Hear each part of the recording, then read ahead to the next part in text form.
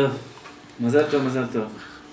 Dieu nous bénisse chacun et qu'on vive immédiatement la Géoula Mitzvah Shlema, c'est ce qu'on se souhaite à chacun d'entre nous, pour chacun d'entre nous, et que notre Géoula pratique la délivrance particulière de chacun, elle entraîne la Géoula Mitzvah Shlema. C'est-à-dire qu'on n'est pas obligé d'arriver à la Géoula de manière négative. C'est l'un des enseignements essentiels du Rabbi, c'est que dans notre génération, on n'est pas une génération où on a les forces de vivre des choses mauvaises comme d'autres générations. Alors finalement, par rapport à ça, Dieu il doit nous donner la Géoula de manière agréable. Et cette vision de vivre la Géoula de manière agréable, en fait, c'est d'entraîner chacun dans ce mode de vie agréable. Et ça, c'est la Chassidoute. La Chassidoute, c'est d'arrêter de prendre la vie trop au sérieux, en étant également très sérieux dans son service de Dieu. Et très sérieux dans les sujets de Havat Israël, de l'amour du prochain. Et en fait, le sérieux, il est dans le fond de la chose, mais dans la manière, il faut toujours être agréable. Pourquoi ? Parce que finalement, il y a tellement de choses désagréables dans le monde qu'on n'a pas besoin d'en rajouter. Et que... c'est pas une parole de moi, c'est une parole du peintre Renoir. Quand on lui a dit, mais vous faites de la peinture pour vous amuser, il a dit, oui, si ça ne m'amuserait pas, j'en ferais pas. Et il a expliqué ça aussi, il a dit qu'il y a déjà des choses désagréables dans le monde, pourquoi en rajouter encore dans les tableaux ? En fait, dans cette idée-là, on peut dire, puisque si on parle de peinture, on peut penser que le mouvement impressionniste, il a été comme la chassidoute dans le monde de la peinture. Apporter des sensations, apporter des couleurs, apporter de la joie de vivre. Et ça, c'était justement au sein d'une époque où la peinture était très fermée sur elle-même, très, presque, si on dirait, en comparaison à la Torah, litaïque comme ça. C'est-à-dire dans le sens où elle était très stricte, c'était une peinture mythologique, etc. Et puis sont venus les impressionnistes, ils ont dit, nous on veut donner notre impression de la vie, un mouvement de vie, quelque chose qui va vivifier la peinture. De la même manière, l'Avdil, évidemment, mais à toute chose, Dieu il apporte des courants de vie, les courants de la Chassidoute, ce qui se passe dans le judaïsme, ça évolue dans le monde et ça apporte aussi d'autres situations dans le monde, dans l'espace, dans tout ce qui vit. Si bien que les sages ont même dit que s'il y a un décret de la Torah sur des non-juifs, sur un pays ou quoi que ce soit, en fait ça agit réellement sur ce pays. Donc c'est pas deux choses totalement séparées, si bien que le chemin de la Torah rencontre également le chemin des hommes, et que tout changement dans le monde de la Torah apporte un changement dans le monde également. Et le Rabbi, par rapport à ça, a dit plus d'une fois l'image qui a été donnée depuis la découverte en fait des équations mathématiques de Einstein et ensuite de la mécanique quantique, de l'idée que le monde est lié dans un mouvement continu et chaque atome de la création est lié à l'atome suivant et en fait dans l'identité générale du monde, le moindre mouvement de vie entraîne également quelque chose qui est un mouvement bien plus grand, un peu plus loin, et encore plus grand, un peu plus loin, et encore plus grand, un peu plus loin, jusqu'à arriver finalement à ce que les ailes d'une libellule peuvent entraîner finalement un raz-de-marée dans l'autre côté du monde. Donc, c'est-à-dire qu'une chose infime, quelque chose d'extrêmement petit, peut entraîner des changements cataclysmiques dans le monde. Voilà, et c'est ce que le Rabbi nous dit, sous-entendu que au quotidien, quand nous exécutons notre Avodat Hashem, on peut penser, bon, c'est pas grand-chose, c'est une petite prière, c'est une petite... Mais en réalité, non. C'est quelque chose d'une valeur infinie, merveilleuse, éternelle, et qui agit finalement sur le monde en entier, et qui purifie le monde de l'intérieur. De l'intérieur, parce que justement, Dieu aurait pu organiser que nous soyons des âmes, comme on dit en hébreu, Neshamot Artilayot, comme ça, des âmes tout à fait immatérielles. Mais il a désiré que nous soyons au sein même de la matière, dans le corps, un corps physique qui a ses besoins de vie, qui a ses propres désirs, ses propres lois, et ce corps il est ancré profondément dans le monde de la matière, et dans cette situation-là, qui a priori n'est pas la meilleure situation pour être un être spirituel, Dieu a désiré que nous accédions à la spiritualité, et que nous fassions preuve finalement de détermination, dans un monde absolument, impitoyable dans l'idée de la matière et le fait même de gagner sa vie au sein d'un monde de la matière. On est parashat Noah, et la parashat Noah, elle, dans les drushim de l'Admor HaZaken, dans les explications de l'Admor HaZaken, dans le Torah, alors c'est une paracha qui nous confronte à ce qui s'appelle les mets noirs. Mets noirs, ce sont les eaux de Noir. Les eaux de Noir, ce sont les eaux de la Parnassa. Les eaux de la Parnassa, finalement, ce sont toutes ces choses qui dans le monde font qu'au quotidien, l'être est obligé de gagner sa vie avec un travail incessant. Dans la paracha précédente, paracha de Bereshit, on avait vu que après la faute d'Adam Arishon, alors il y a une klala, une malédiction. Et cette malédiction nous dit que l'homme va gagner sa vie à la sueur de son front. Mais en vérité, sachant d'après l'Admor Zaken que toute chose dans la Torah et toute injonction de la Torah, toute ordonnance de la Torah et également même ce qui a l'air d'une malédiction dans la Torah, en réalité ce n'est qu'une bénédiction. C'est bien que quand il est dit que l'homme va gagner son pain à la sueur de son front, en fait c'est pas une malédiction telle qu'on peut l'entendre. C'est au contraire une bénédiction. Et cette bénédiction, elle prend vraiment ses racines dans la paracha de Noah. Pourquoi ? Parce qu'il est dit que Noah, lui, a apporté les outils de travail dans le monde. Et quand Dieu dit à Adam Arishon, puisque c'est comme ça, puisque tu as fait la faute, puisque tu as écouté ta femme, en fait c'est ça ce qui est écrit. Puisque tu as écouté ta femme, alors maintenant tu vas gagner ton pain à la sueur de ton front. Il a écouté de sa femme, il a mangé le fruit interdit, le fruit qui était le fruit du Da'at, Tovera, de la connaissance du bien et du mal. À partir de là, il va gagner sa vie à la sueur de son front. Mais pour comprendre vraiment que c'est une bénédiction, on doit voir ce qui se passe dans la paracha de Noah. Au moment du déluge, ou avant le déluge, toutes ces périodes qui ont précédé le déluge, en fait, c'était des périodes de bienfaits absolus dans le monde. Des bienfaits spirituels et des bienfaits matériels. Le monde était un monde où tout était en abondance, il n'y avait pas besoin de travailler. La terre demandait juste un travail minimum, presque une organisation plus qu'un travail. Et les fruits étaient en abondance et immenses et tout était vraiment à profusion. Si bien que, pourquoi les hommes allaient travailler ? C'était une vie de délectation. Et dans cette vie de délectation, on est passé de délectation à débauche. Et comme le monde est devenu un monde débauché, un monde où il n'y avait plus de loi et que le plaisir est devenu une course effrénée, en fait, finalement, l'homme ne s'arrêtait plus. La recherche du plaisir, comme on peut le voir aujourd'hui, on le comprend très bien dans le monde moderne, ou dans l'époque des Grecs, des Romains, etc., c'est une recherche tellement folle qu'elle n'a pas de commencement, elle n'a pas de fin. Rechercher le plaisir pour le plaisir, comme une finalité, alors, c'est quelque chose de destructif, quelque chose qui détruit l'être dans ce qu'il a de plus intime et de plus profond. Donc, rechercher le plaisir, mais pour vivre dans le service de Dieu, c'est le tikkun de cette recherche de plaisir insensé. C'est la réparation. Quand je recherche le plaisir, finalement, le plaisir de vivre une vie agréable, ce n'est pas contre l'idée même que Dieu a voulu du monde. Et en réalité, en démontrant dans le sein même de Torah et Mitzvot que je vis bien, que je suis content de ma vie, et que dans mon judaïsme je suis heureux, alors je dévoile au monde et à Dieu que finalement je suis content de ce que Dieu m'a donné. Que la Torah n'est pas pour moi un enfermement, mais un moyen de me libérer des enfermements du monde. Et c'est toujours le choix que l'on a. Soit se libérer du joug de la Torah et rentrer dans les enfermements du monde, qui eux nous apparaissent évidemment comme une libération absolue, puisqu'on peut tout faire. On peut tout manger, on peut aller partout, on peut s'associer avec n'importe qui de n'importe quelle manière. Et c'était l'idée même du monde avant le déluge. Mais quand viennent les règles de la Torah, alors elles nous demandent de rentrer dans un cadre précis. Un cadre qui, lui, nous fournit une expression qui est seulement codifiée par la Torah.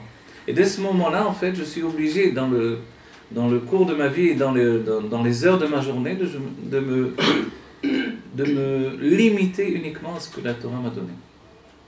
Mais la différence, c'est comment je fais la chose. Comment je vis la chose finalement. Les sages nous ont dit qu'il y a ce qui s'appelle le pain de la honte. Le pain de la honte, c'est quelqu'un qui reçoit son pain sans travailler. Quelqu'un qui reçoit finalement quelque chose qui est un pain qui n'a pas été obtenu par un effort. L'image la plus simple que l'on connaît tous, c'est l'idée de quelqu'un qui a reçu un héritage fantastique et puis qui ne sait pas faire le bien dans sa vie à partir de cet héritage et qui va à partir de là se détruire, s'autodétruire, commencer un cycle d'autodestruction. Exactement comme l'époque du Maboul, où la possibilité infinie d'avoir tout ce que l'on désire alors nous entraîne à un cycle d'autodestruction. Quand on réfléchit à tout ça, on peut se dire, mais qu'est-ce qu'il faut faire, comment il faut vivre? Au bout de tout ça, on voit bien que Dieu a mis dans les parachiotes et dans notre vie, en fait, une structure psychologique qui peut finalement nous entraîner soit au bonheur, soit au contraire du bonheur. On a d'un côté des personnes qui rentrent dans Torah et Mitzvot avec une grande joie, qui petit à petit se dessèchent, qui deviennent de plus en plus froids, de plus en plus éteints.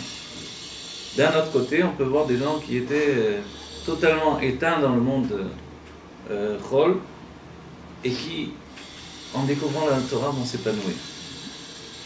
Dans la base de tout ça, il ne faut pas oublier ce que dit le Rabbi Rayat, si on était froid avant la Torah, on sera froid dans la Torah aussi. Si on était chaud avant, on sera chaud aussi dans la Torah. Alors comment ça se fait qu'on s'éteint et qu'on peut au contraire s'allumer? Parce qu'en réalité, une personne, même si elle est chaude d'elle-même et qu'elle ne vit pas une vie qui lui donne du bonheur, alors elle s'éteint. Que ce soit dans la Kedusha ou dans l'autre côté. Et quelqu'un qui donc était totalement éteint parce qu'il ne trouvait pas le bonheur, le bonheur de vivre, une vie intense, une vie avec un sens profond, cette personne, lorsqu'elle découvre la Torah, elle s'épanouit totalement.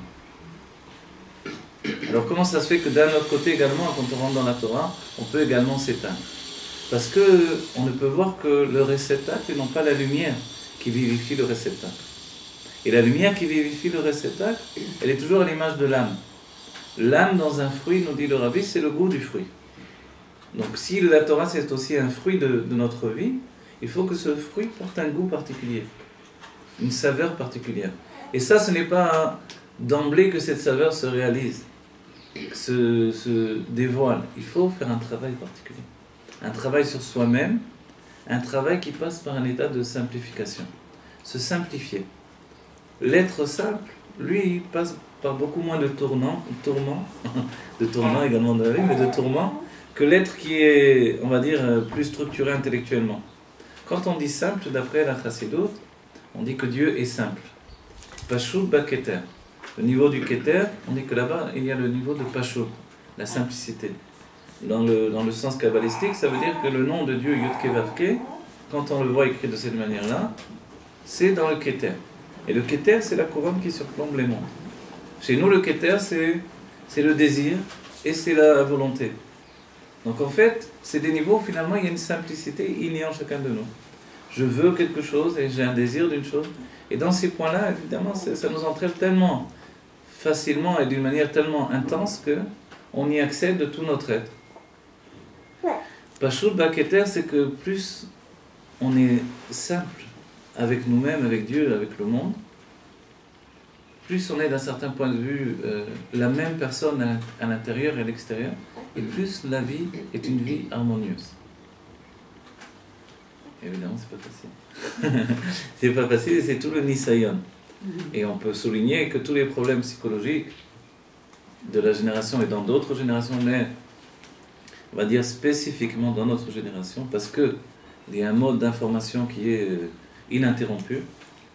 Finalement, dans notre génération en particulier, tous les problèmes psychologiques viennent du rapport avec l'autre. L'autre qui est le juge, l'autre qui est celui qui me voit, l'autre qui est celui à qui je dois rendre des comptes, etc. etc. L'autre qui peut devenir une obsession. Et cet autre, c'est toujours quelqu'un qui ne pense pas comme moi, qui ne fait pas comme moi, qui ne veut pas comme moi, etc. Du temps de Noir, l'autre c'était Noir. Il y avait tous les gens de la génération qui étaient totalement dépravés, à part certains justes, qui finalement se sont éteints les uns après les autres, ont quitté le monde, jusqu'à toucher l'heure, puisque Dieu a repoussé le Maboul jusqu'à ce que François dit, Mathusalem. C'est toujours vieux comme Mathusalem, qui a vécu très très très longtemps. Et on voit que, en fait, Noir, lui, il n'était pas comme les autres. Noir matzachen ben Hashem. Noir a trouvé grâce aux yeux de Dieu. Pourquoi? Parce que justement, il n'était pas comme les autres. Alors on va dire, est-ce que trouver grâce aux yeux de Dieu, c'est ne pas être comme les autres? En vérité, dans l'idée même de l'individu, c'est toujours de ne pas être comme les autres. Je ne suis pas un individu pour être comme les autres. Sinon, Dieu aurait créé je sais pas, des klalim, des êtres généraux, comme Adam Arishon qui était un individu général, ou comme des âmes générales. Mais pour nous, pour notre personnalité, on doit bien comprendre que nous sommes des individus parce que nous avons une personnalité individuelle. Et notre Géoula, notre libération personnelle, doit passer également par la libération de notre individu. Il ne peut pas y avoir de Géoula Klalit, de Géoula générale pour tout le peuple juif et pour toute l'humanité, même pour tout le niveau de vie, s'il n'y a pas de libération personnelle de chacun d'entre nous. Et ça, c'est l'un des dagesh, l'un des points que le Rabbi a appuyé. Et ça se résume aux paroles du Rabbi Akbar Nissan, lorsque le Rabbi nous dit qu'il faut que 1, 2, 3 d'entre vous s'entêtent. Il suffit d'une personne. Pourquoi? Parce que justement, ce n'est plus le travail des âmes générales. C'est le travail individuel. Et comme on peut s'apercevoir, et dans les shurim, j'ai souligné des tas de fois, mais il faut s'en rendre compte, il n'y a plus de grands mouvements humanitaires qui transforment le monde. Ce qui prime aujourd'hui, c'est l'individu. Ce qui intéresse même le monde, c'est l'individu. Dans tous les courants, dans tous les écrits, dans tous les cycles d'expression, on va dire, quels qu'ils soient, c'est l'individu qui prend le pas sur la collectivité.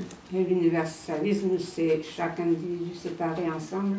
Voilà. L'universalisme, il doit se trouver dans le fait de la faculté de cet individu de savoir vivre avec tout le monde tout en préservant l'état individuel de sa personnalité.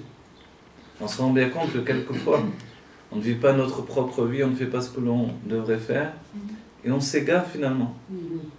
On voit qu'on perd notre vie, on perd du temps dans notre vie. Et perdre du temps, c'est perdre toujours un temps précieux.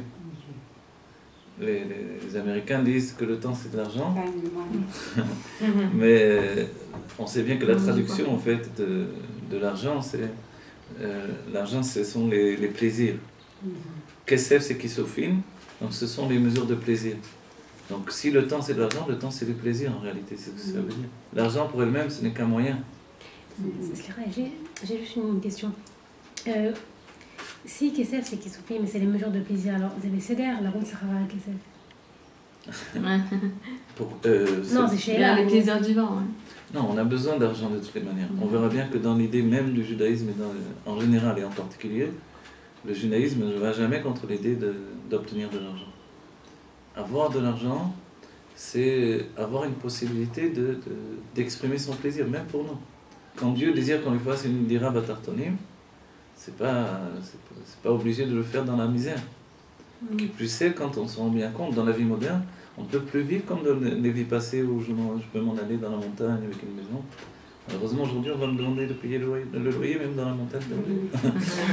Donc, vivre sans argent, c'est vivre comme un irresponsable. Si je ne veux pas de l'argent, si je n'arrive pas à en obtenir, c'est une autre chose, évidemment. Mais donc, l'argent, c'est à la fois le désir et le plaisir, et c'est le moyen que Dieu a organisé. Et dans notre paracha, on parle de tout ça.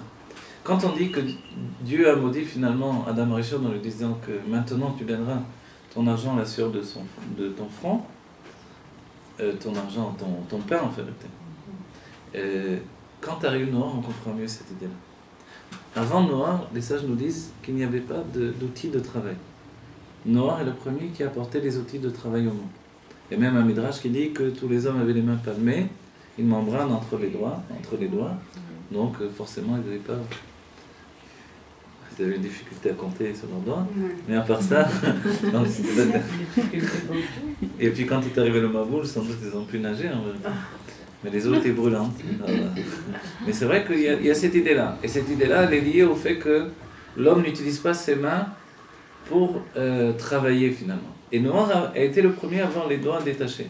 Je ne parle pas d'Adam Arishon, Adam Arishon a été créé parfait, etc.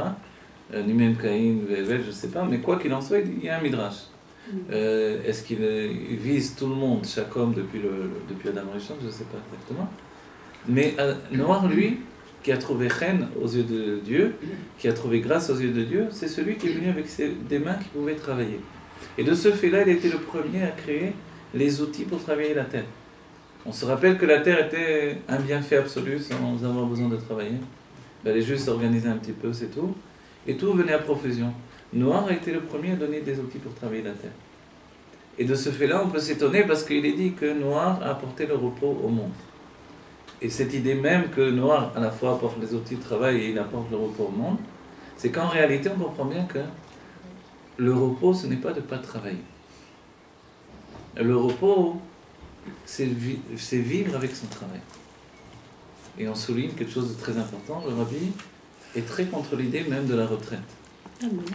Le rabbi est contre l'idée de la retraite dans le fait que des hommes qui vieillissent, ou des femmes peut-être même qui vieillissent, dans le fait que les femmes travaillent, etc., en fait, cette faculté de rentrer dans la vie, d'avoir des années derrière soi, c'est aussi évidemment une grande sagesse qui s'accumule, une grande expérience de la vie, et des leçons tirées de la vie. Et de cette manière-là, le rabbi dit que le monde du travail aurait pu se trouver, au contraire, grandi, vivifié même, par des hommes d'expérience, et que de mettre les gens à la retraite, c'est quelquefois tuer des vies. Il y a des personnes qui partent à la retraite qui sont détruites, ils ne savent plus quoi faire de leur vie. Et ils tournent mal, et quelquefois, que Dieu préserve, ils peuvent se laisser mourir parce qu'ils n'ont plus d'intérêt dans la vie. Et en réalité, dans l'idée même du judaïsme, il n'y a pas de retraite. Il n'y a pas de retraite, il n'y a pas de situation où on se retire finalement. Dans notre Avodat Hashem, par exemple, on voit bien qu'il n'y a pas une retraite à 60 ans. Voilà, j'ai fait les mitzvot jusqu'à 60 ans. Maintenant, je vais toucher une pension tranquille de tout le travail que j'ai fait pendant ma vie. Je vais un peu faire autre chose, du tennis, des voyages dans le monde, etc. Et on voit que ça n'existe pas de cette manière-là. Donc de la même manière, pour ce que l'homme peut apporter au monde, alors les conseils viennent toujours des personnes plus anciennes. Et ça, c'est toujours été dans tous les temps, dans tous les peuples. Et dans le monde moderne, on s'est dit que voilà, les anciens nous dérangent, il vaut mieux les mettre de côté. Ils n'ont plus la vitalité des jeunes loups. Mais en fait, c'est une grossière erreur. Et de ce fait-là, donc, le fait que Dieu ait dit à l'homme, tu gagneras ton pain à la sueur de ton front, c'est parce que finalement, il est bon pour l'homme de bouger, de travailler, de se dépenser. Et d'avoir un peu de sueur sur le front également. Et quand il gagne le pain de cette manière-là, on dit que c'est un pain qui est appréciable. Et les sages nous diront une chose dans la Gemara, ils nous diront que le sommeil des ouvriers est le meilleur sommeil, c'est un sommeil paisible. Tandis que le sommeil de ceux qui sont des, comment on dit, oisifs, des gens qui ne font rien, alors c'est un sommeil qui est perturbé, ils n'arrivent pas à dormir. Allez voir combien de personnes n'arrivent pas à dormir des nuits entières. Des personnes qui n'ont pas spécialement un joug de la parnassa sur le dos, qui font rien de leur vie, ils ne savent pas quoi faire, où aller. Et puis ils ne dorment pas, n'arrivent pas à dormir. Et ça, c'est un sommeil perturbé par un manque de travail. Donc un homme est fait pour travailler. Et l'idée même des vacances après le travail, en fait, elle peut être appréciable ou elle peut être finalement comme un moment où on peut continuer également d'une certaine manière à travailler toute sa vie. Qu'est-ce que c'est de travailler toute sa vie? C'est de travailler d'une manière équilibrée. Et c'est comme ça que Noir a apporté le chen, a apporté le repos au monde. Noir est venu démontrer que l'homme ne peut pas rester oisif, ne peut pas rester à rien faire, à s'adonner au plaisir du matin au soir, et sa vie n'a aucun sens. Qu'est-ce qu'on fait ce soir? Dans quel restaurant on va? Dans quel... C'est bien, je ne dis pas qu'il ne faut pas. Mais c'est ça uniquement la vie, et on ne sait pas, venez, on va là-bas, venez, là. Ils ne savent pas quoi faire, ils ne savent pas quoi inventer encore pour se distraire. Et dans ce rythme-là, en fait, la personnalité, l'âme s'use, elle se fatigue, elle s'épuise. Elle n'arrive pas à trouver de nouvelles sources de plaisir, et elle s'éteint petit à petit. Tandis qu'un homme qui travaille, qui fait de son mieux, qui monte, qui descend, qui construit, alors finalement il construit sa vie. Un homme ou une femme, évidemment je parle en général, il construit sa vie et de cette manière-là, en fait, il se donne de devenir un homme libre réellement. Comment on devient libre? Parce qu'on s'autorise finalement une construction personnelle. Et de ce fait-là, donc ceux qui nous apparaissaient comme une klala, tu gagneras ton pain à la sueur de ton front, c'est finalement ce que l'homme a besoin. Parce que dans une autre vision des choses, il y a ce qui s'appelle le pain de la honte, et c'est justement le pain qui n'a pas été gagné à la sueur du front. Et ce pain-là, alors, il vient facilement, mais il n'apporte pas de bénédiction non plus. Et la personne se sent très très mal. Il y avait une image qui a été donnée où un grand seigneur avait vu un homme qui travaillait dans le champ, avec sa faux, il coupait les épis de blé, il a vu qu'il était très fort, il travaillait beaucoup, il a dit viens, je veux que tu viennes au château. Il est venu au château, oui. Et il a dit apporte ta faux avec toi, il est venu. Il a dit voilà, je vais te donner le double de ce que tu gagnes, et je veux que tu fasses ton geste devant moi. Toute la journée, je vais te payer pour que tu travailles. Il a dit où il est le blé Vous voulez le blé que je dois couper? Il n'y a pas de blé, c'est le château. Tu fais comme ça dans le vide, tu fais. Et moi je te paye le double de ce que tu gagnes dans le champ. Bon. Il a commencé, l'autre il le regardait, il aimait voir ses gestes. Après une demi-heure, il était déjà très fatigué, alors qu'il travaillait toute la journée avec beaucoup de force. Après une heure, il n'en pouvait plus. Une journée de travail, il a dit, je peux pas, je suis désolé, je peux pas faire ça. Pourquoi? Il dit, mais c'est beaucoup moins fatigant que de vraiment frapper dans les herbes et les broussailles, etc. C'est beaucoup plus difficile. Peut-être, mais au moins je vois ce que je fais. Là, je fais dans le vide, je ne sais rien ce que je fais. Il n'y a aucun sens à mon travail. Voilà. Et en réalité, c'est ça. C'est-à-dire que l'effort, lui, quand il est organisé pour un sens, pour quelque chose de profond, pour une construction, quelque chose qui va amener un bien dans le monde, dans ma vie, alors c'est quelque chose de bien. Et pour ça, il faut se fatiguer. Et se fatiguer, c'est vrai que quelquefois, c'est des années de fatigue pour obtenir des choses. Mais au bout du compte, finalement, Dieu va nous récompenser, chacun en particulier, de tous les efforts que l'on fait. Et cette vision de Noah, c'est finalement la psychologie du travail qui nous libère d'un monde qui nous enferme, lui. Le monde, il nous enferme dans une recherche des plaisirs qui n'a pas de fin. Et pour ces plaisirs, alors, comment je vais les obtenir? Alors, il faut avoir de l'argent. Pour avoir de l'argent, alors je peux dire maintenant, au contraire de ce qu'on a dit auparavant, il faut que je travaille.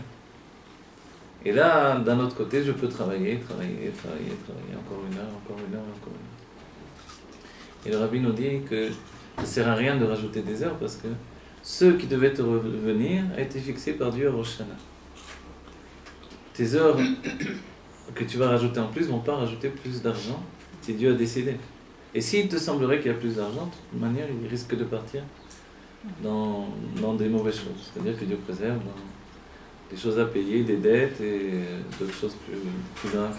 Donc en réalité, alors qu'est-ce qu'il faut faire entre travailler et non pas travailler? Vous voyez, la Chassidut, elle n'est pas toujours une seule figure des choses. Elle aborde les choses de toutes les manières avec leurs contradictions. Donc travailler, ça ne veut pas dire devenir esclave également du monde du travail. Travailler, le rabbi a précisé, c'est ça l'idée que Noah apporte un repos dans le monde. Noah, forcément, dans une époque où les hommes étaient des grands jouisseurs de l'existence, ne pouvaient pas être totalement un fou du travail, comme on peut l'entendre dans des usines ou dans des bureaux, où du matin au soir, ils dorment pas, ils dorment quelques heures, cigarettes et café, ils n'arrêtent pas une seconde. Évidemment, ce n'est pas ce travail que Noah a apporté au monde. Quand il a fait la Teva, il a pris plus de 100 ans pour faire la Teva. Donc on va dire alors qu'il faut travailler tranquille, quoi. En fait, il faut travailler, le rabbi nous dit, Beofen shel menucha. Et ça, c'est le vrai travail.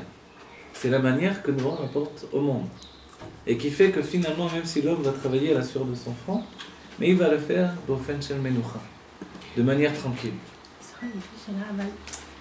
Pourquoi il y a des gens qui étudient la Torah toute la journée? C'est le but ultime du monde. Il y a de la famille qui est l'Italie et pour eux, même pas eux, ils vont travailler. Ouais. Alors, on va dire qu'initialement, dans le judaïsme, étudier toute la journée la Torah, si on peut le faire, évidemment, il faut le faire. Si on ne peut pas le faire, alors il faudra ne pas le faire. Qu'est-ce que ça veut dire? Ma réponse est un peu bateau, mais qu'est-ce que ça veut dire concrètement? Dans le monde de la Torah, il y a des gens qui étudient effectivement toute la journée. Ces gens qui sont capables d'étudier toute la journée, alors c'est une élite du peuple juif. Et c'est ces gens-là qui vivent dans le sacrifice d'une vie comme ça, parce qu'évidemment on ne gagne pas beaucoup d'argent pour étudier dans un collège toute la journée. Alors s'ils sont capables de le faire et que vraiment toutes les heures sont des heures d'études, alors c'est une bénédiction pour tout le monde en fait. Mais ces gens-là, comme on peut se douter, ils ne sont pas des milliers. C'est-à-dire que dans tous les gens qui se trouvent enfermés à étudier toute la journée, forcément, il y a des gens qui n'arrivent pas, qui n'ont pas les forces d'étudier toute la journée. Et qui pourtant, comme ils ne savent pas, dans leur esprit, s'adapter à autre chose, alors ils continuent. Mais ils se trouvent dans un endroit d'études et ils dorment, ils mangent, ils discutent. Dans la noire, il n'y a pas justement un passou qui dit « si tu ne travailles pas, alors tu étudieras ». Justement, ça devrait être dans cette paracha. Parce que justement, l'étude chez le peuple juif, c'est pas une chose à côté de la vie. L'étude, c'est la même chose. Vivre et étudier, finalement, ça devient une même chose. C'est bien que les sages ont dit que si quelqu'un travaille toute la journée, et que quand tu viens le soir, alors il étudie 1 heure, cette heure, si elle est fixe et s'il se donne de tout son cœur quand il étudie, alors finalement il est considéré comme s'il étudiait toute la journée. Vous voyez ? S'il étudiait toute la journée, c'était une grande valeur. Mais est-ce qu'il étudie intensément toute la journée? Et là, je vous le dis, pour l'avoir vécu dans les Kolélim, c'est pas chacun qui est capable d'étudier vraiment toute la journée de toutes ses fautes. Donc en vérité, on ne peut pas faire de distinction. Normalement, effectivement, il y a un passage qui nous dit Veigata bo yomam valayla. Quand Yoshua s'est occupé de la guerre, est arrivé un ange vers lui avec une épée, et Yoshua il a eu très peur, il a dit mais qu'est-ce qui se passe, qu'est-ce que tu veux? Et l'ange lui a dit je suis venu te tuer. Pourquoi? Parce que tu n'es pas comme Moshe ton maître, tu es occupé à la guerre et tu as délaissé l'étude. Il a dit mais je suis occupé à la guerre pour le peuple juif. Il a dit oui, mais il est dit pour la Torah Veigata bo yomam valayla. Alors comment on fait? Alors toi te débrouiller maintenant. Jour et nuit tu dois étudier. Mais je dois travailler, je dois faire la guerre quelquefois. Malgré ça, il faut étudier tout le temps. Alors, et c'est là où l'état d'esprit fait que Dieu ne nous fait pas de hanacha, il ne nous dit pas bon, un petit peu ou pas. En fait, non, c'est vrai qu'il y a un chiyuv pour chacun, une obligation pour chacun d'étudier tout le temps. Mais comme il y a aussi une obligation de gagner son pain, en fait, je dois trouver moi-même ce juste milieu entre ce qui est nécessaire et ce qui est superflu. Dès le moment où je rajoute du superflu, alors forcément, je suis en train de prendre sur le temps de la Torah. Donc c'est assez délicat comme sensation, mais c'est ce que Dieu a voulu finalement. C'est pas une chose organisée autant qu'on peut le penser. Le passouk, Veigata bo yomam valayla, tu te donneras du mal jour et nuit, c'est pour chacun d'entre nous, il n'y a pas de distinction. Mais celui qui n'arrive pas parce qu'il n'a pas le temps, il n'a pas l'intellect, etc., et qu'il ne peut fournir qu'une heure le matin et une heure le soir, quitte à faire que le chemin Israël le matin et le chemin Israël le soir, lui-là, il sera aussi yotse. Il se rend quitte également. Mais Gadata, c'est parler. Alors peut-être qu'on peut en parler même pendant qu'on se prépare à la guerre avec ses amis. On peut... Oui, effectivement. Alors, ça, c'est le Gata, les Benecha, oui. Le fait de parler tout le temps de la Torah. Et cette force de parler tout le temps de la Torah, c'est effectivement, c'est ce que Dieu attend de nous. C'est-à-dire que notre esprit est dans la Torah. Il y a même des histoires dans le monde de la Chassidut. Sous les grands Chassidim, en réalité, ils travaillaient la plupart. Oui. Et c'est pratiquement que dans notre génération où il y a cette idée-là des kolélim, où on s'enferme, on étudie, etc. Dans le monde de Chabad, on sait qu'il y a l'étude avant le mariage, donc il y a l'Yeshiva, et puis l'étude pour se préparer au mariage, et l'étude après le mariage, dans le sens où la première année, c'est vrai qu'il est bon que le Khatan, que le marié se consacre à l'étude, si c'est possible. Pourquoi? Pour que les fondations du couple et de la maison soient justement dans des fondations basées sur la Torah. Et ensuite, dès que le besoin se fait sentir et la famille ne peut plus subvenir aux besoins de cette nouvelle famille, alors il est obligé d'aller travailler. Mais ça ne veut pas dire qu'il abandonne la Torah. Et il y avait des images ou des situations chez les chassidim, et on sait qu'il y avait un chassid qui était vraiment un grand chassid de la Nourazaken et qui étudiait tout le temps, mais qui travaillait beaucoup. Et il avait un grand commerce, et quelquefois on l'a vu dans son commerce tout à coup, il était en plein commerce, et puis il a commencé à penser à la chassidoute, et puis il s'est totalement isolé au milieu même du commerce. On lui a dit mais c'est pas possible qu'au moment de ton commerce même, tu penses à Dieu, et tu es en situation de dire le chemin Israël, et tu es en train de penser à la Torah. Il faut maintenant s'occuper du commerce. Et il a dit, pourquoi la chose ne va que dans un sens? Au moment de ma prière, ça m'arrive de penser à mon travail. Pourquoi au moment de mon travail, je ne pouvais pas penser à Dieu? Et en fait, c'est le même principe, on dit que le jour où il avait fait le bilan de l'année, donc de toute l'usine où il travaillait, alors il avait fait le bilan, il avait fait le compte, et à la fin, au lieu d'écrire le total exact, il a écrit « Enon milevado ». Il n'y a rien d'autre que Dieu. Et en fait, cette sensation, cette idée-là même, c'est l'idée de rencontre entre le monde du travail et le monde du service de Dieu. Il est problématique, on voit que ça tombe quelquefois à l'obsession, que les gens qui pensent qu'ils travaillent et que c'est l'essentiel de travailler pour gagner sa vie et d'être quelqu'un de social, d'avancer, etc. Et qui pensent que le monde de la Torah c'est une perte de temps, évidemment. Ils voient les gens de la Torah comme des batlanim, des gens qui ne font rien de leur vie. Mais en fait, non. Il est évident que étudier, c'est un grand travail, très difficile. et que ces mêmes gens, je voudrais bien les voir à l'épreuve de s'asseoir une journée entière dans un collège et d'avoir une paye de misère à la fin du mois quand ils l'ont, quand elle arrive, etc., avec les soucis d'argent sur le dos, etc. Donc évidemment, dans les deux sens, ce n'est pas une solution. L'idée même que la Torah puisse être notre vie, c'est l'idée que l'on puisse nous-mêmes devenir un réceptacle d'expression pour la Torah. Et là, c'est un point particulier. Quand on dit que Noah a apporté les outils de travail dans le monde, en fait, il a aussi apporté la manière de vivre le travail de manière agréable. Et vivre le travail de manière agréable, c'est ce qu'on a besoin pour préserver, en fait, l'identité juive au sein même du monde du travail. C'est-à-dire que le rabbi nous dit, tu vas faire un travail, mais tu n'es pas obligé de faire tous les travaux, de tout accepter. On doit faire ce qu'on aime. On doit faire ce que l'on aime pour que l'on puisse travailler Bofen Shel Menucha. C'est la noire, c'est dans son nom, la noire. Voilà, la noire, exactement. Mais ce qu'on voit également dans notre génération, c'est que les gens, au bout du compte, commencent à chercher de plus en plus un sens à leur vie. Dans le monde du travail même, à part ceux qui sont des fous pour faire de l'argent, qui sont prêts à éliminer tout le monde et à tuer tout le monde pour gagner plus d'argent, en dehors de ça, il y a également de plus en plus des gens qui veulent donner un sens à leur vie. Et c'est certain que 10 ans de ma vie, je travaille du matin au soir, un travail qui peut paraître quelquefois stupide mais qui rapporte beaucoup d'argent. Au bout du compte, je ne peux plus, j'y arrive plus. Combien de temps je peux faire un travail sans aucun sens? Et les gens cherchent de plus en plus à trouver un travail qui soit en correspondance avec leur personnalité, avec leur désir de vivre bien. Et c'est bien. Finalement, travailler beaucoup pour gagner peu, évidemment, ce n'est pas une solution. Malheureusement, on connaît beaucoup ça en Israël. Mais le but serait de travailler peu pour gagner beaucoup. De ce fait-là, pouvoir se donner également au travail du service de Dieu.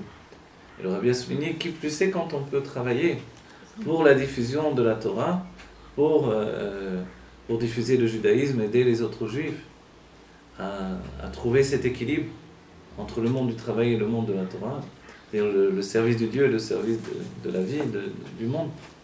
En fait, c'est le propre même des Batei Chabad dans le monde.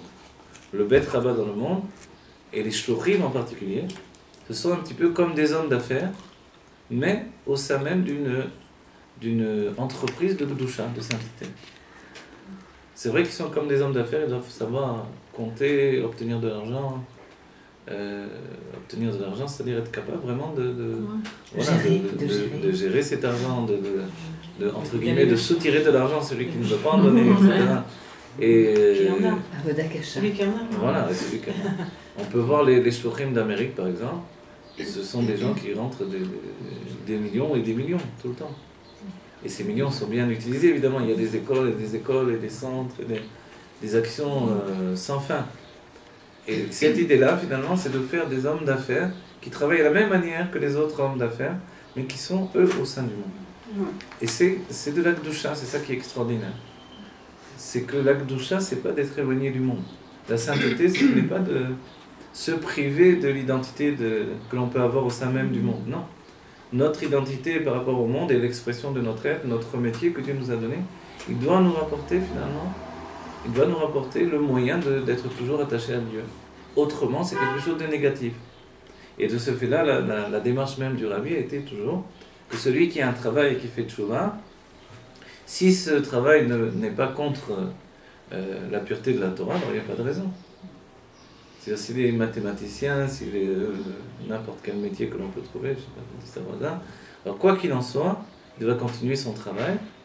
Et qu'est-ce qu'il fera de plus? Quelquefois, le rabbi dit juste, il faudra mettre une boîte de tzedaka à l'endroit où il travaille et donner la tzedaka.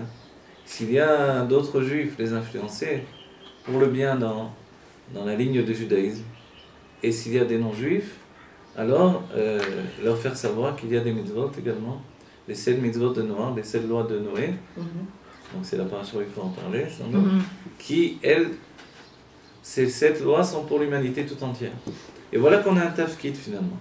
L'idée même finalement que le rabbi a mis en place, c'est pas une idée nouvelle, mais c'est une idée renouvelée, on va dire, par l'énergie du rabbi. Excusez-moi, qui travaillait dans une banque, il avait un poste assez haut placé il y a 40 ans en arrière. Et on lui a interdit de porter la kippa. Il a écrit au rabbi qu'il voulait quitter son travail. Le rabbi lui dit tu restes et tu portes une perruque. Wow. Ah oui? Ouais. Ben Soussan à Paris. Comment ça s'appelle une sorte de oui, top, de- enfin. Une top Une pour sorte hommes. de- Oui, qui nous- Ah oui, Ouais. c'est incroyable. Oui, c'est pas. Voilà. Ouais. Une révolution. alors. C'est la folie, beau. ouais. Oui, non, c'est Il y a c'est toujours bien une- fait. Le rabbi sait exactement ce qu'il faut faire au moment où il faut le Toujours une faire. solution. Toujours une solution. Le rabbi étudiait à l'université, à la Sorbonne, Mais c'est ça qui et il avait un problème à cause du chapeau. Donc il avait déjà un chapeau style Borsalino, et forcément à l'université, quand il y a les martyrs, les conférenciers, etc., et on doit voir celui qui parle, ça dérange un chapeau, puisqu'ils sont les uns derrière les autres avec des chaises. Ouais. Et donc, il y avait un problème pour le chapeau, il fallait que le rabbi enlève le chapeau, mais le rabbi ne va pas à Arba Amot, 4 coudées sans chapeau. Donc finalement, il y a deux girsot, deux avis, ou peut-être deux périodes. Il a mis un canotier ou un béret. Il y avait une période un canotier, une période un béret. Parce que le canotier, c'est un petit chapeau plat, en paille. Et le béret aussi, c'est ajusté à la tête, donc finalement, ça ne dérangeait pas. C'est des modèles français, ça les Oui, remarque exactement. moins. Bien sûr, il était en France, donc à l'époque, ça se trouvait facilement. C'était la mode. Voilà, en fait, on peut s'arranger pour vivre notre judaïsme, où on se trouve, que l'on soit à l'université, que l'on soit dans d'autres endroits. Et c'est vrai qu'il faut chercher à vivre mieux et à gagner mieux notre vie, mais non pas le faire au détriment de notre vie familiale, ni au détriment de notre avodat Hashem, de notre service de Dieu. Et à chaque instant, on doit faire tchouva. Pourquoi? Parce qu'à chaque instant de notre vie, peut-être, on a laissé emporter le moment du travail sur le moment de la Torah. Quel que soit le travail ou quelles que soient nos occupations. C'est-à-dire, même pour le travail de la maison, quelquefois, on peut se laisser entraîner par le travail de la maison qui ne termine jamais. Le linge, la vaisselle, le ménage et la nourriture. Et quand est-ce que j'étudie avec tout ça? Quand est-ce que j'ai le temps de prier avec tout ça? Donc on peut se dire, on s'est fichu d'avance, etc. Et la femme, elle se décourage, elle s'éteint. Ou le mari qui aide, il se décourage, il s'éteint aussi. Il vient du travail toute la journée, il arrive à la maison au lieu d'étudier, alors puis il se met à faire le ménage et la vaisselle, etc. Et s'occuper des enfants pour aider sa femme. Donc il peut y avoir finalement, on ne s'aperçoit pas, mais les heures filent, on est dans un cycle où on veut faire le bien, on est quelqu'un de bien, on veut toujours faire le bien, mais on s'éteint petit à petit.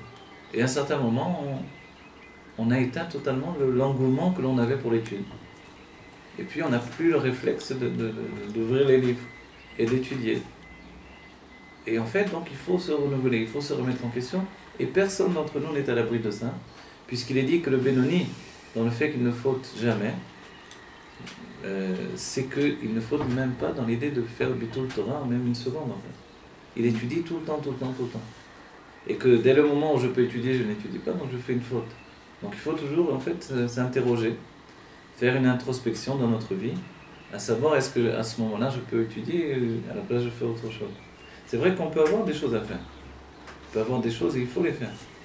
Il faut s'avancer. Mais il faut organiser sa journée entre les prières et les études. C'est curieux qu'il n'y a pas un modèle intermédiaire entre le Benoni et le Rachat. Parce que si le Benoni étudie toute la journée, c'est pas la plupart des gens. La plupart des gens, ils sont quoi alors? Non, il étudie dès qu'il peut, non? Mais que c'est pas du tout le Torah. Oui, il étudie quand Il peut il travailler, ne prie en pas, et peut-être qu'il travaille ce Benoni, vous savez. Le Benoni, c'est... Mais qui peut, il étudie. D'abord, il n'y en a pas Non, beaucoup. mais on dit qu'il faut jamais. Ou... Il ne faut jamais, donc... si quelqu'un doit travailler pour gagner sa vie, il n'est pas en train de faire du bitul Torah. C'est une mitzvah. Non, mais il y a des fautes quotidiennes que des gens font parce Oui, qu'ils n'arrivent pas à se contrôler. Voilà. Oui, Ça exactement. veut dire que ce n'est même pas des fautes volontaires, ils mangent au-delà de leur faim parce qu'ils sont un peu boulimiques ou ils ont... Il y a plein de choses, Là, manque de exactement, vous avez contrôle, raison. mais c'est quand même des fautes. Alors, regardez, le Tanya nous organise tout ça, par exemple, dans l'idée des fautes qui sont liées au peuple juif, ou du Yetzara du peuple juif, ou des fautes qui sont liées au Goïm, du Yetzara des Goïm, ou la rencontre entre les deux. Le Tanya organise ça pour que l'on comprenne exactement. Il y a ce qui s'appelle des Shedim Yehudaïm, donc ils sont un peu comme, entre guillemets, des démons intérieurs. C'est-à-dire un vent de folie intérieur du juif, voilà, du Yetzirah en termes simples du juif, penchant pour le mal du juif, et le penchant pour le mal des goïms. Et a priori, ils sont totalement séparés. Mais malheureusement, ils peuvent se rencontrer, dit le Tanya. Comment ils sont séparés? Le juif n'a de désir, normalement, que dans ce qui est dans la structure de Torah et Mitzvot. Mm. C'est-à-dire qu'il n'aura de désir, c'est vrai, de manger que des choses cachées, par exemple. De manger trop, ça c'est son Yitzhara. Ouais. De manger beaucoup, de manger, de courir après son plaisir, dans telle chose, mais normalement, ça ne lui viendra jamais à l'idée de manger quelque chose de pas caché. Le goy, évidemment, il a son désir qui est de manger toute chose. Il n'a pas d'interdit. Voilà, il n'a pas d'interdit et il peut manger toute chose. Il a des interdits dans Shabbat. de Ever Minachai quand même. Ah oui. Il a aussi, il y a des mitzvot qui se rejoignent entre la Torah et le monde des non-juifs, évidemment.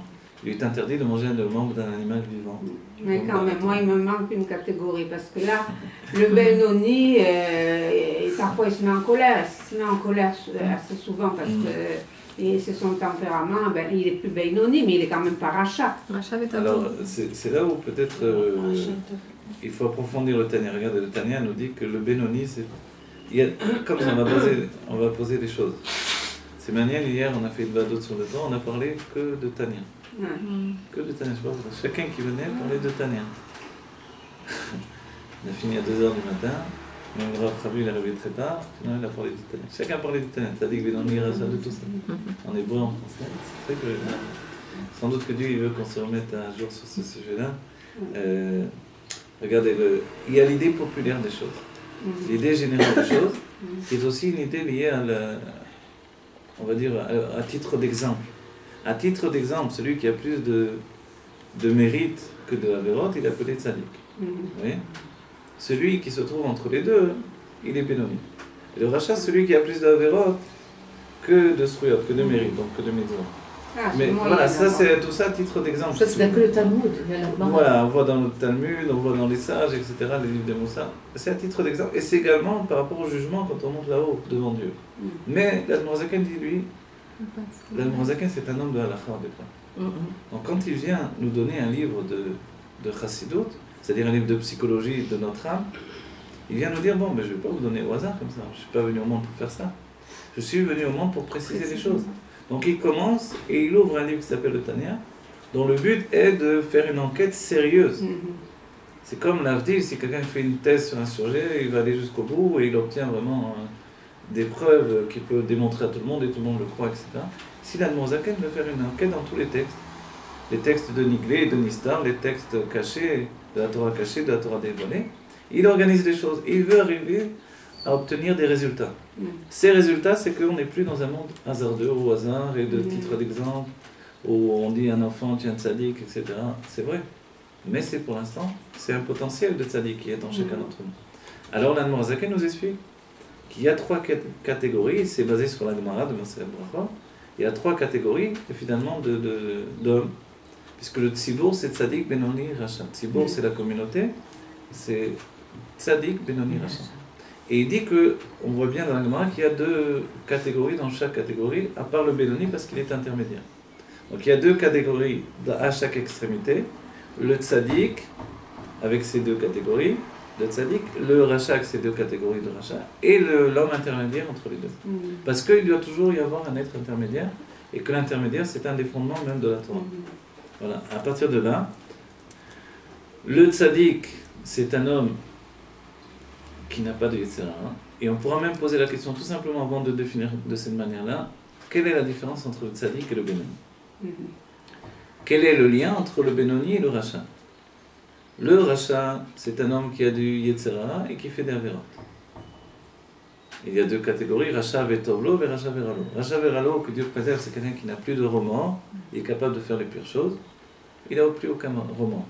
C'est vraiment un bandit qui est capable, un assassin, ce qu'on peut. Donc forcément, il n'y a pratiquement plus de personnes comme ça, grâce à Dieu. Rachat, c'est par rapport à la Vodat Hashem. Rachat, c'est... Mais la Vodat Hashem, ça couvre toute notre vie. C'est-à-dire le rapport que j'ai avec les gens, c'est aussi la Vodat Hashem.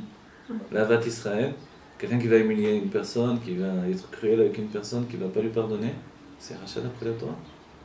C'est même les mitzvot les plus importantes, plus que toutes les autres mitzvot que l'on a. Alors ce rachat veralo, quand il faute, il n'a plus de remords. Et vous imaginez quelqu'un qui n'a plus de remords, qui est capable d'écraser tout le monde, de tuer les gens, de les appauvrir, c'est quelque chose d'horrible.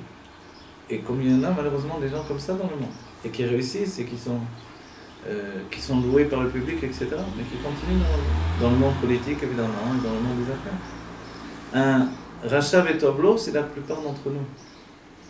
C'est-à-dire, c'est un homme qui a le Tovlo, le bien, c'est ce qu'il a d'essentiel en lui, mais comme il fait de petites fautes, alors forcément, il est appelé Racha. Voilà. C'est-à-dire que dans la catégorie du monde social que nous connaissons, la plupart d'entre nous, ouais, nous sommes nous sommes dans le niveau de Racha Vetovlo, d'après le tableau.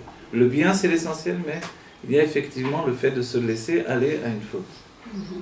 Quelle qu'elle soit, même la plus petite, même comme on a dit, le fait de ne pas étudier au moment où je pouvais le faire, même le fait d'avoir une mauvaise pensée d'un autre juif, et de la laisser s'installer dans mon esprit. Donc nous, on peut dire qu'on est Racha Vetovlo. Voilà, en général, y compris les rabbinim, etc. Tant qu'on n'est pas passé au stade du Benoni, on est Racha Vetovlo. Le Benoni, pour vous donner une image, il y a une grande publicité évidemment dans la génération des Ilchot de la Shonara, du Chafetz Chaim. Le Chafetz Chaim, le Rabbi Rachab nous dit qu'il était un Benoni. Voilà un homme Benoni, donc c'est un homme qui ne faute pas. Mais, quelle est la différence? Alors pourquoi c'est pas un tzaddik? La plupart des gens pensent que c'est un tzaddik. Le Rabbi Rachab dit que c'était un Benoni. Et dit c'est extraordinaire qu'il soit arrivé à être un Benoni sans chassidot. Le Chafetz Chaim. Pourquoi? Parce que la chassidut, depuis que le Tanya a été donné, forcément il y a un travail qui est mis en place pour arriver à devenir ce Benoni. C'est le livre de Benoni. Donc c'est lui qui doit nous permet d'arriver au niveau du Benoni. Maintenant, qu'est-ce que le niveau du tzaddik? Alors, on va définir le tzaddik, après on revient au Benoni. Le tzaddik, lui, c'est quelqu'un qui n'a plus de yitzhara. Il n'a pas de penchant au mal. Donc ne peut s'appeler tzaddik que quelqu'un qui n'a aucun penchant vers le mal. Voilà, exactement. Des vrais tzaddikim, des âmes dans la chassidut, c'est défini que c'est spécifiquement des âmes de Hatzilut. Des âmes qui sont du monde de l'émanation et qui sont une continuité de l'expression de Dieu en fait. Nous les voyons dans un corps et en fait on peut penser d'un premier regard que ce sont des hommes comme les autres, mais finalement non, ils sont une continuité de l'expression du divin. Et ces tzaddikim, alors forcément ils n'ont pas de penchant pour le mal. Ils n'ont pas de penchant pour le mal. Et il y a deux catégories dans les tzaddikim. Il y a le tzaddik Vetovlo et le tzaddik Veralo. Le tzaddik Vetovlo, à l'époque dans la Gemara, on pensait que le tzaddik Vetovlo, c'est celui qui avait que du bien dans la vie. Et dès qu'on voyait un tzaddik qui souffrait, alors on pensait qu'il n'était pas un tzaddik gamour, il n'était pas un juste parfait. Tzaddik c'est un juste, donc finalement s'il est juste vraiment, il ne devrait pas avoir de mal dans la vie. Et on verra que non, il y a eu des grands tzaddikim qui étaient des justes parfaits, qui n'avaient jamais fauté de leur vie, et qui avaient des vies terribles, des vies où ils avaient eu une grande souffrance, etc.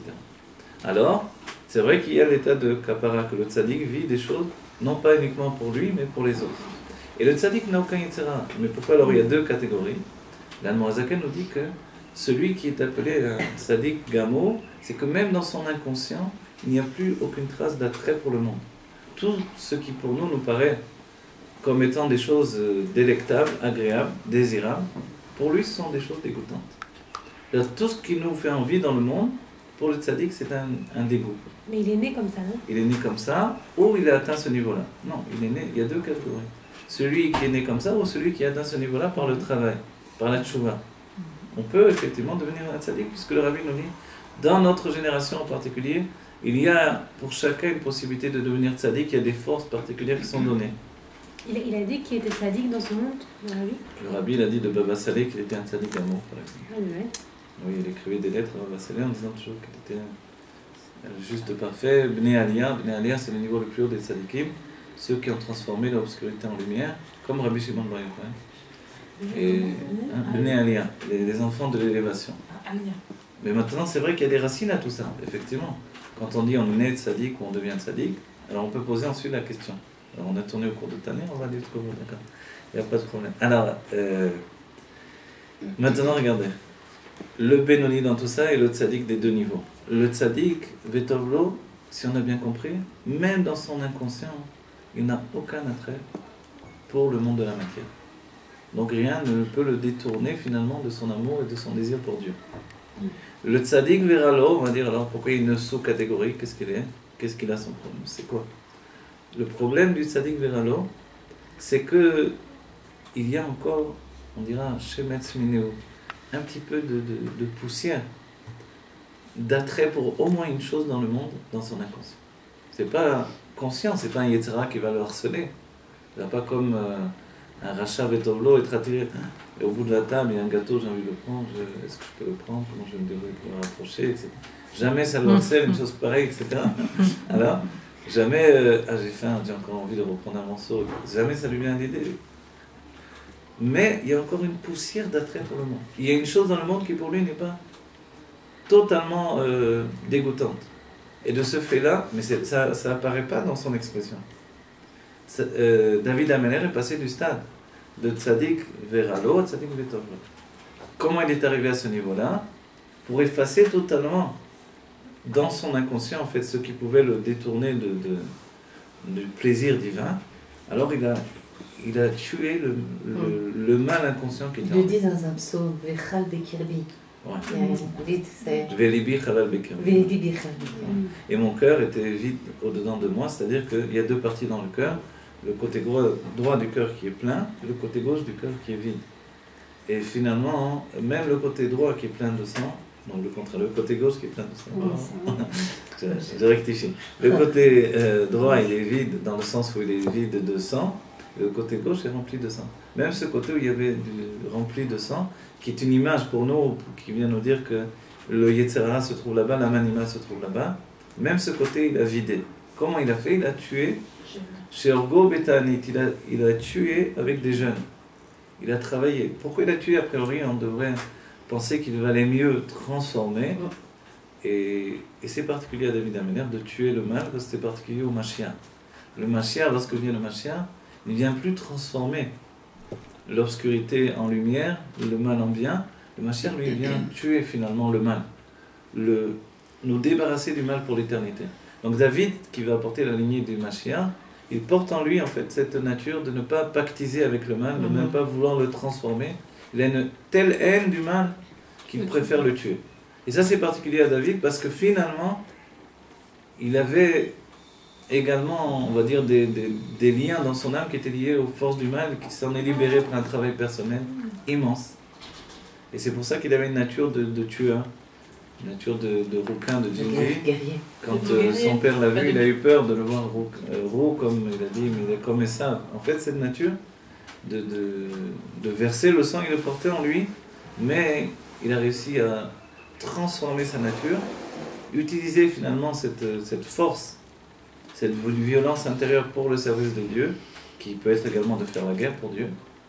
Et d'un autre côté, il est appelé finalement Admoni Imiyafe Enai.